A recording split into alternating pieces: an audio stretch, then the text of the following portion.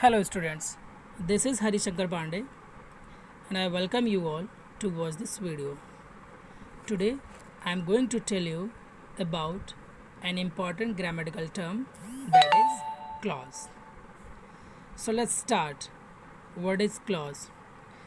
Here is a definition of clause. Clause is a group of words that contains at least one subject and a verb. And usually clause is a part of a sentence. Let's read example. I like to play, but he likes watching TV. In the example, there are two clauses. One is I like to play, and the other is but he likes watching TV. So in the first clause, that is I like to play, I is subject and like is verb.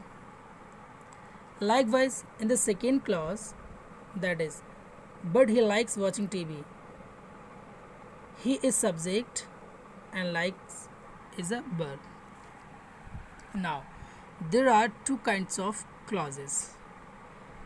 First is independent clause, that is also called main clause, and the second one is dependent clause, that is also called subordinate clause.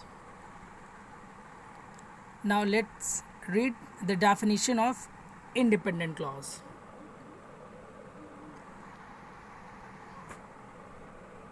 Clause that can stand alone is called independent clause. It gives complete sense. Now see the example. Rohan saw a cow that was lying on the side of the road. In this sentence, the clause that is Rohan saw a cow is an independent clause. And in the second example, that is when I entered the class, the students were painting. So in this sentence, the clause that is the students were painting is an independent clause. Now let's read the definition of dependent clause. Clause that cannot stand alone is called dependent clause. It gives incomplete sense. Let's read the example. Rohan saw a cow that was lying on the side of the road.